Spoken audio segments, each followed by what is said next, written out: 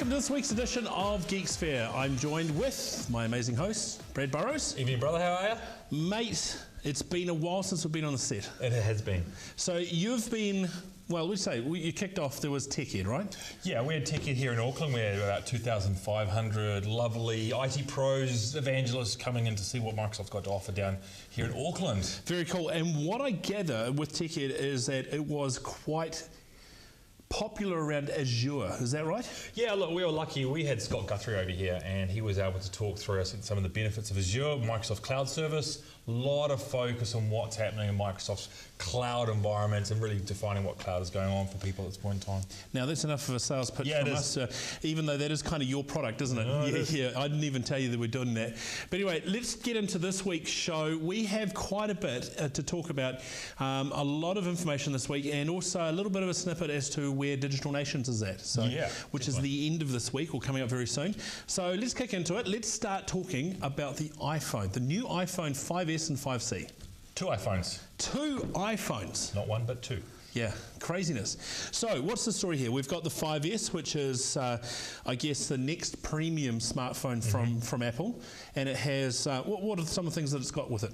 So the iPhone 5S, I think probably, it looks the same from a shape and size, a little bit lighter from how it is, but I think the big thing about it is I suppose the middle button, which is now a fingerprint scanner, and where you can actually get the biometric reading of your fingerprint on there.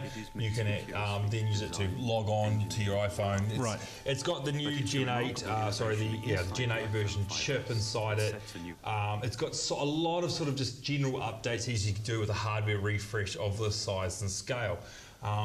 It's a nice looking device. There's going to be a gold version coming out of it, or gold coloured version of it. That just sounds bling to me, right? It does say bling bling, and if it had little diamonds, it'd be kind of interesting. But it really does provide, I think, the big thing is around the biometric scanner or from a hardware perspective. Yeah, it is quite a significant feature there. And they've actually been amping this up quite a lot with the biometric. It's not a bad idea. It's probably the first, well, I'm wondering if it is the first smartphone I've seen with biometrics. I think there may have been like an iMate or something like that with a swipe on it, or an HP with a swipe thumb reader on it at one stage. Yeah, there are some older versions of the smartphones that have actually had this, but where this is for Apple is they're really trying to take it out of the man-pa kiddie user base, which is where they've had all their millions, and they're trying to get into the enterprise space, which is where I think the BlackBerries and the Nokias have really owned that space for a while. Right. And they wanted to show that they can hit the enterprise. And this is, I think, their first sort of way of looking at it. Sorry, it was the A7 chip, not the A8. Yep, A7, first 64-bit smartphone in the world. A lot of it is around, I guess, the gaming element of these devices, which is really huge now. Being able to offer OpenGL gaming graphics, which is quite significant for a device that size, right? Yeah, look, I remember when not when I first got into computers, but when I started really getting into gaming, OpenGL was the standard for doing any sort of gaming 3D rendering engines. Now, to have that on a smartphone is absolutely phenomenal, because that's a lot of horsepower that's required in there. Nice. So there's a lot of good features about that phone. It is quite a nice little phone. Now, one of the other aspects that came out is, well, I guess you could call it it's been colloquially termed as an iPhone 5C, or C for cheap. Yeah, and it's not. It's C for colour, actually. Right, yes. Yep, so the iPhone 5C it's slightly different manufacturing. It is cheaper. Doesn't quite have the power specs of the S, but it is it's actually quite a beautiful phone. Yeah, look, it is. And I just want to sort of talk, when we talk about this, I suppose, the cheapness element of it, the iPhone 5S from a US retail is around about outright, it's about $850. Right. So it's up at the premium end of anything. In fact, it's hitting that low-end tablet space. The iPhone 5C is retailing between $450 and $550 USD. Yep. So this is not a $99 or $299 cheap phone. The key thing about the C is the build quality. It's more plastic based, if you like, around that, and the colours. They've really gone for that tween market where they're looking to have colours vibrant and really reinvigorate themselves into that, I think, that 12 to 18-year-old bracket from the side of things. Interesting idea, interesting call. Okay, yeah, so it is a plasticky phone. It does have 5 colours with it, and they also have case colours to complement that as well. Yeah. There's only a black and a white case colour on top of that to add to it, so it's not really too much of a major. Now, there's an interesting comment they make is that it fits beautifully with the next thing we need to talk about, which is iOS 7. Yes. So you've got the colour aspect of the iPhone 5C coming on board, and iOS 7 is pretty much a... well, it's a bit of a colour redesign, isn't it? Yeah, look, it's been nicknamed the Rainbow OS because it's very colourful. It's gone away from to a very flat-based design, which a lot of people have been giving feedback that it looks a cross between Windows Phone platform and the Android platform. Yep. It looks nice. It looks simplistic, clean, and elegant, as you expect anything from Johnny Ives, who is the godfather of all design, yes, to actually do. And it will go across and be very similar from an iPad right through to an iPhone, which is lovely, and it does look clean. The challenge they've got with it is that the feedback of a few of the issues are starting to override what's going on with iOS 7, and it's taking away, I think, from the simplicity and what the cool features are of the iOS 7. Right, yep. So we are getting comments from people. Now, admittedly, my Twitter sphere has been a mix of two sides of the story, right? Mm-hmm. Those that are loving the new design, loving the new look of the phone, the software, but hating some of the features of it. So it's like, why did you change that? Why haven't you changed the operation of that sort of feature? Yeah. Email seems to be one that our director has been talking about a lot. He's upgraded his phone, and I have to admit, it looks really nice. It really looks nice, and it does flow very well. It's clean. It's very clean. So, yeah, there's a bit of a mix out there, and then, of course, we have just a few security flaws, right? Yeah, I think Apple seems to be in a bad rut at the moment that whenever they're releasing a new version of the iOS platform, that they seem to have this common issue around what's called the lock screen. So the lock screen, obviously, when you lock your phone, the ability in the old days of typing in a number to actually get inside the operating system. Now, there's two known issues right now. There's what's called the control panel issue, which I think you'll discuss in a second. Yep. And then there's also the emergency dial number 1, which is basically you quickly hit the emergency dial a few times, you don't hit call, and it causes it almost to freak out a little bit, almost like a buffer overload, if you like, from the technical world, and it actually breaks you into the system and you get limited functionality. The major one that's really going around and is recorded on YouTube is the control panel one. Yeah, so effectively there is a technique where you can fire up control panel and then get access into a lot of information on the phone, even if your phone is PIN code locked and that sort of thing. If it's completely locked out, you can get access to email, calendar, Twitter, Facebook, contacts, digital wallet if you store your credit cards. Yes. And I think that's everything.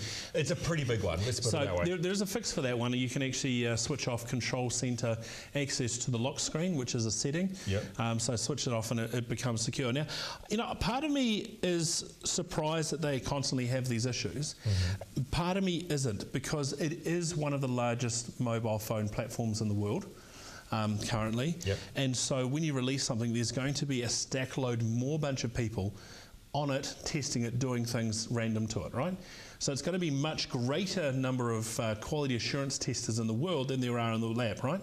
So it is a little bit of a surprise they keep having these stumbling problems, but hey, I'll be interested to see if the nature of how they go ahead and repair that quickly will be the real fruit for them, right? Yeah, look, again, it's happened a lot.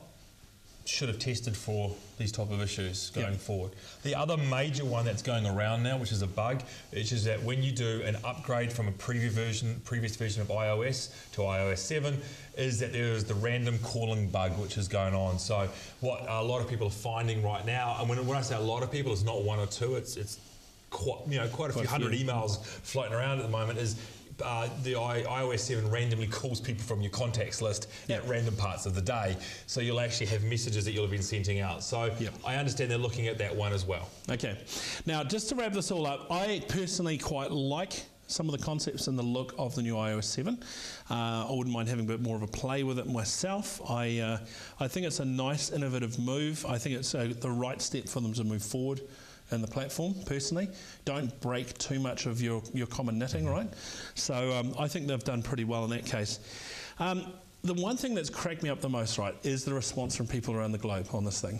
Apple is taking a lot more, I don't want to say abuse, but feedback from people in the past where Apple could do no wrong.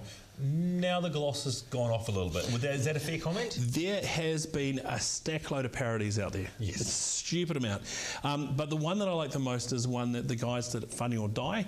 And I reckon just to wrap this segment up on the Apple side of things, let's have a look at this really great clip from Funny or Die. When we designed the 5C, we were going for affordability without sacrificing quality. We realized that for some consumers, it still may not be affordable. So we challenged ourselves. How can we make an even more accessible model? And that's why we're proud to announce the iPhone 5F. The new display can show up to 50 pixels at any given time. That's the highest resolution the human eye can see at 3 weeks old. And don't forget the App Store. We have all your favorite app.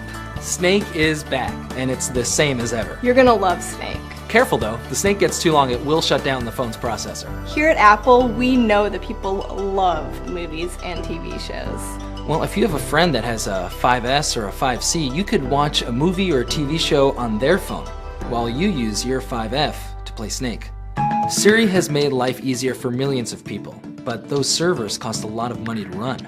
So we're introducing Siri's younger brother, Cyrus. Cyrus, what's the closest restaurant? No idea. For the 5F, we're doing away with the lightning cable and going back to basics.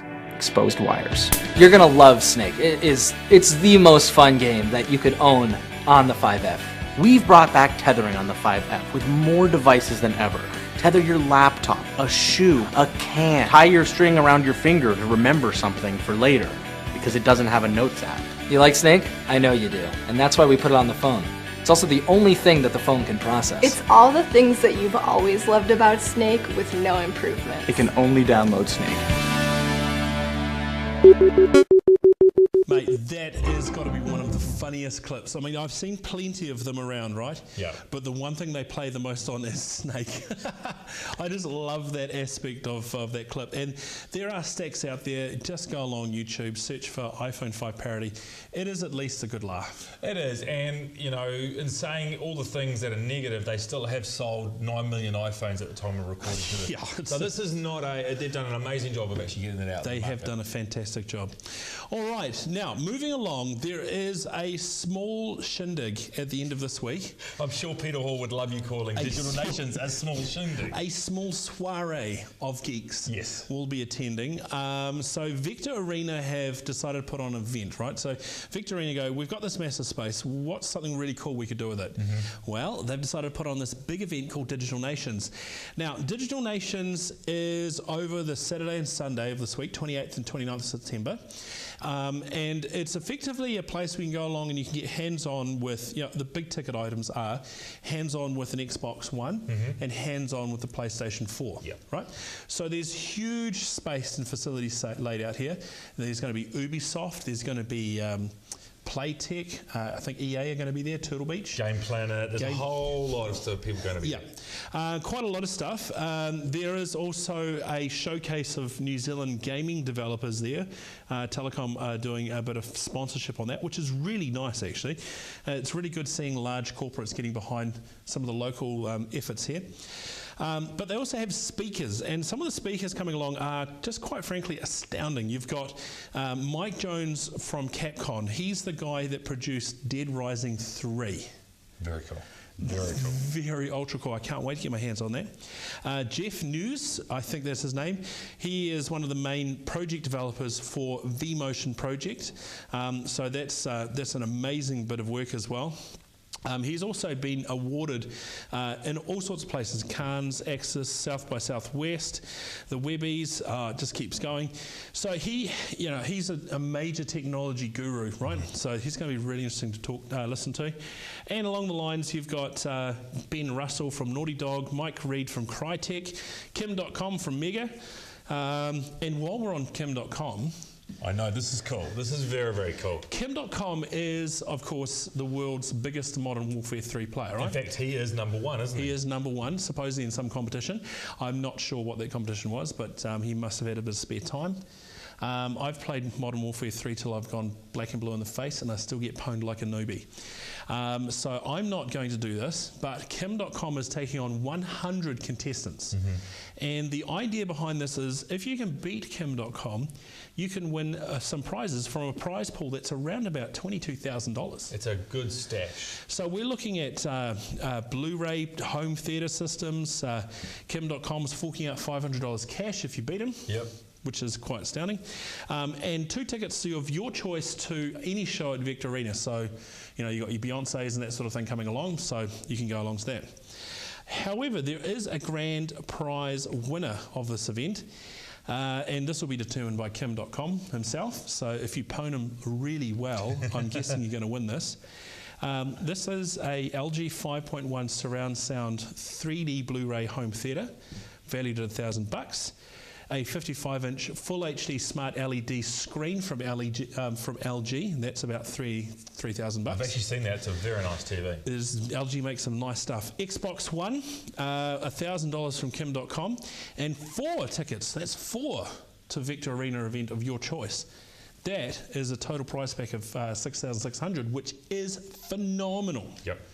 So go along to this event. You can definitely have a go at trying to see if you can beat Kim.com.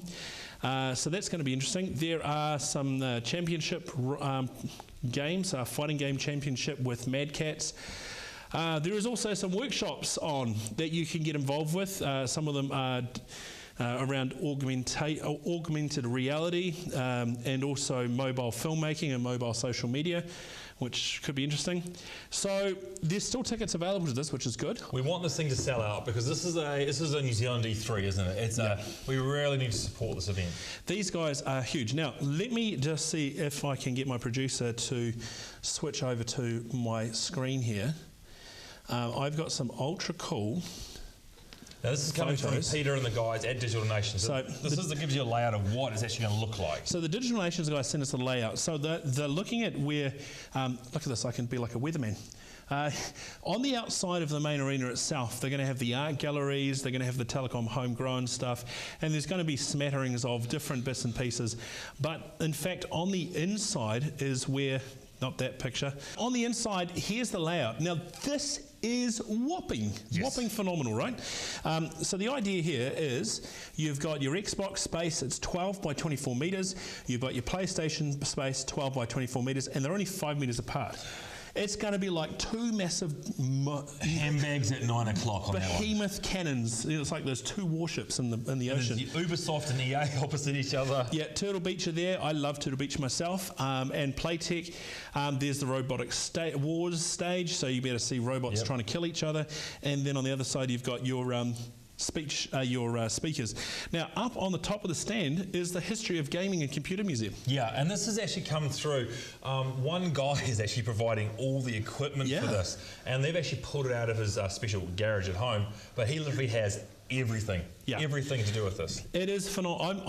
I got this today and I thought, this is so super cool. Yeah, so look, I think it's really important we get along, as I mentioned earlier, to help support the guys at Digital Nationz. Peter Hall's other guys are working so hard to pull this together for New Zealand, techies and geeks and gamers out there, so we've got to make sure we sell this out for him. Okay, so I think all VIP tickets are gone. Yes. So tough luck on that one, but you can still get normal tickets. You can go to Ticketek to get the tickets, or you can get them at the door still, I believe, but look, don't risk it. Get them from Ticketek, right? Yeah. Go to Digital Nationz, Nationz with a Z.com for more details, more than we could ever try and fit into a small segment. This thing is huge, and we will be there. Yes, we're going to do some live blogging, we hope.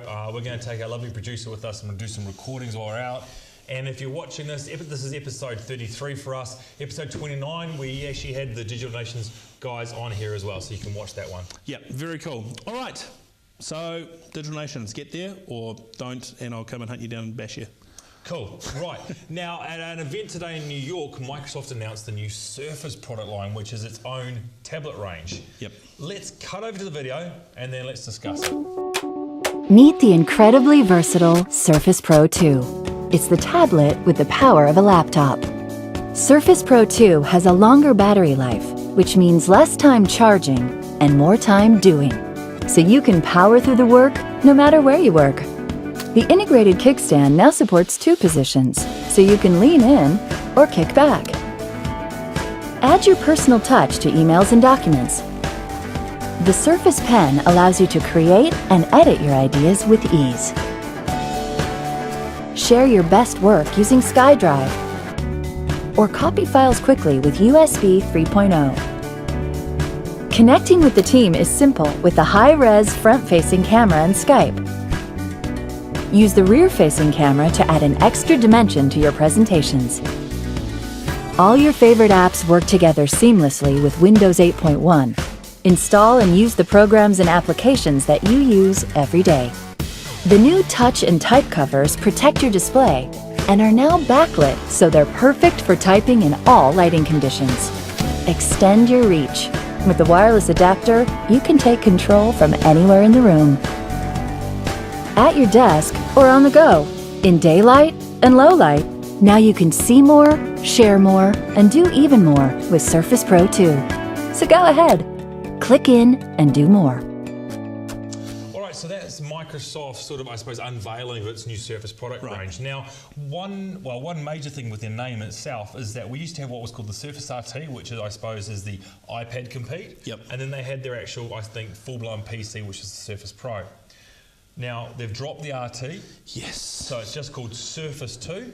Right. So when you hear Surface 2, think iPad or Android device. It's a tablet-based device. Now, on that, what we've seen with the Surface 2 is it's gone, you've got 32 and 64 gig configurations, you've got Wi-Fi, you've got low-energy Bluetooth, 2 gigs of RAM, batteries up to 12 hours. Wow, that's quite really good.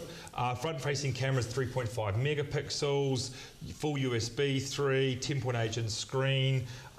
It's up the resolutions, clear touch.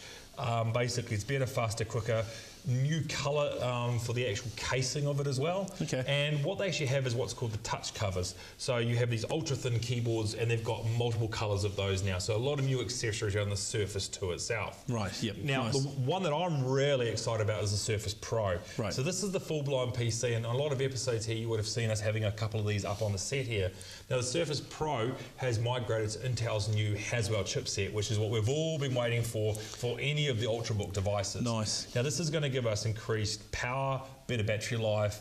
It's got a much higher res screen. It's got the new touch type keyboard, which is all backlit. And one of the cool things they've added is they've added a battery pack into that as well. Wow. Now that'll actually add 2.5 times the battery. So theoretically, this is not confirmed by Microsoft, but we did some estimates around here. It's about 14 to 16 hours you're going to get out of a Surface Pro 2, theoretically. That's not bad. Now, there's one aspect, and this is going to sound really bizarre, but there's one aspect that I like. They've obviously listened to a few people's complaints, right?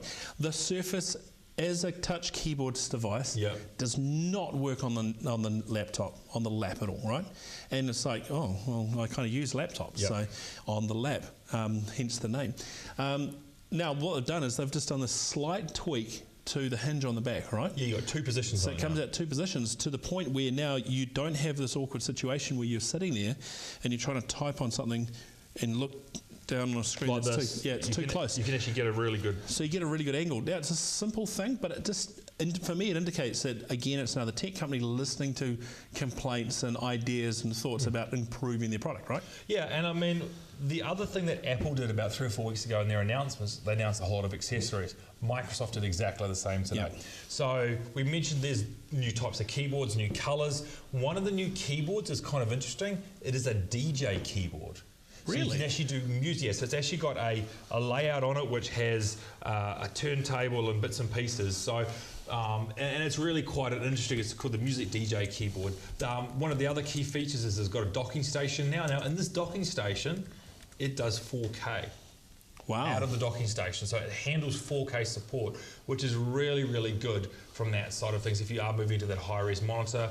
There's wireless adapters, there's backlit keyboards, there's all sorts of bits and bobs that have come through from Microsoft around an accessories line for it. Now, if we can flick back to your laptop, Skip. Actually, I've just found it on geek.com. That's the DJ keyboard there. That's the DJ keyboard there. That is really cool. And that really opens up an interesting idea around how that interface at the bottom doesn't necessarily have to be a keyboard. It can be anything it wants, right? Correct. Now you can obviously imagine be able to take this into animation, to drawing, to all types of things. So they're definitely obviously playing around with I think the look and feel of how these devices are consumed by users out in the market. I've got to admit, that is super cool. You didn't tell me about that. No, I kept that one secret. But look, it's still the same look and design. It's still the same vapor magnesium frames that they've got before. So it is definitely, look, it's lighter, faster, quicker. Pricing, now the itbrief.co.nz has got pricing, so we haven't had this confirmed by Microsoft yet. We're looking at $649 for what was the RT version. And for the different flavors of the Pro is actually going to go up to 512 gig of hard drive space, which is a big. Now, there's no price on that one. The 128 is rumored to be around $14.99. Again, these prices are not confirmed by Microsoft. This is coming from the IT Brief guys there. And if you want to have a look, they've actually got a really good breakdown. I'm not sure if they've just done a dollar conversion or they've actually got the pricing. But actually going to air, we didn't have that from Microsoft.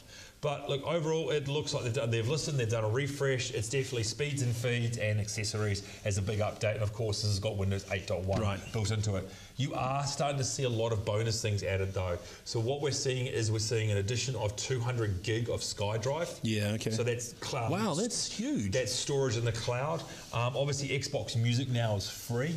And I'm not sure on Skype, but I think we might see something around Skype soon as well, which is the integration. So there's definitely a lot of stuff starting to happen where they bring the family together from that side of things. Nice. Well done, Microsoft. I think the Surface 2 looks really great, both Pro and Standard. Yes. I guess I'm going to call it Standard for lack of a word. And, you know, it actually has been quite a well received. I've not come across someone that hasn't really enjoyed their Surface yet. No, look, I think the negative feedbacks around what was called the Surface RT and around the apps in the store. It was a new ecosystem. I think there are 150,000 apps for RT now, I think, give or take. Right. So it's starting to build up there. But look, it's good, it's quick. We're getting them out there. Same, just like Apple, just like Google getting their devices out in the market there. It means that we're seeing a good refresh of what's going on the platform. Nice. A few weeks ago, I was happily sulking by my swimming pool. What do you want? Just came by to see if there's something I can help you with. I'm retired. My psychotic best friend shows up out of nowhere. Nobody tells me what I want! To torture me over mistakes I made over a decade ago. So you're back in the game? I guess. Woo! Welcome back, man!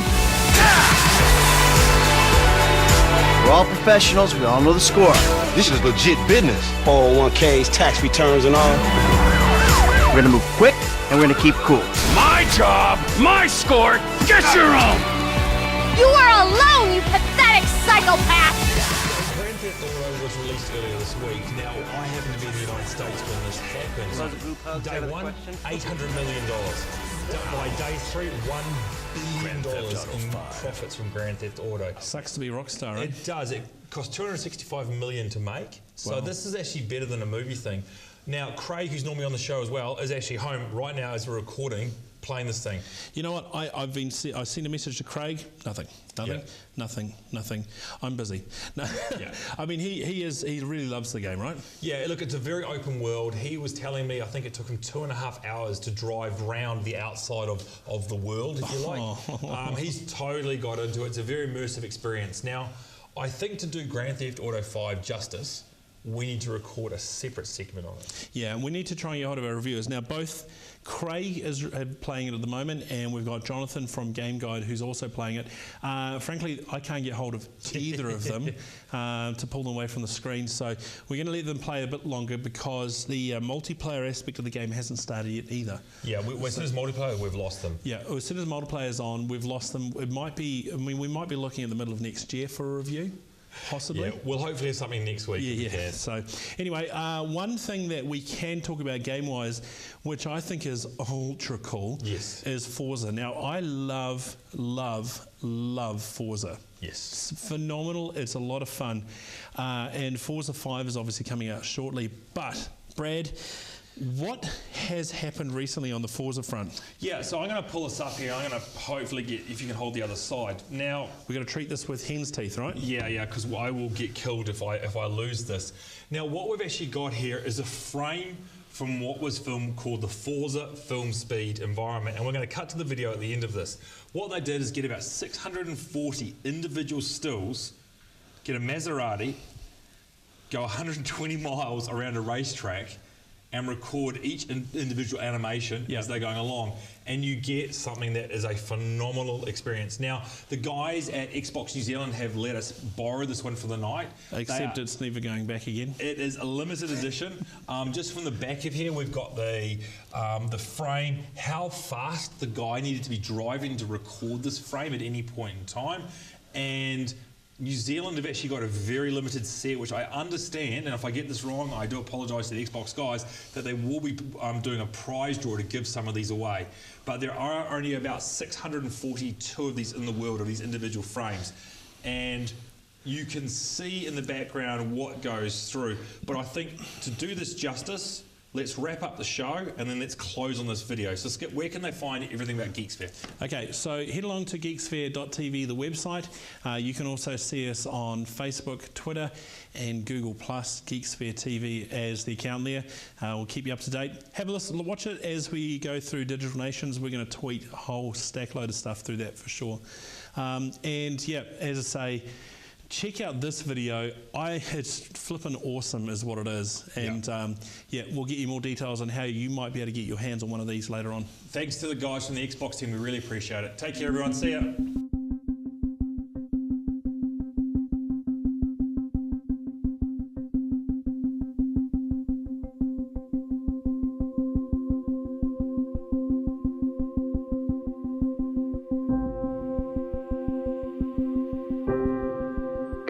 Stand by to move out.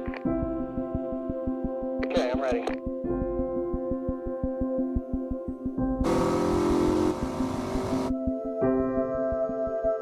Okay, Tanner, 680 frames are all lined up. Lock in and look at the monitor. You'll see it happen in real time.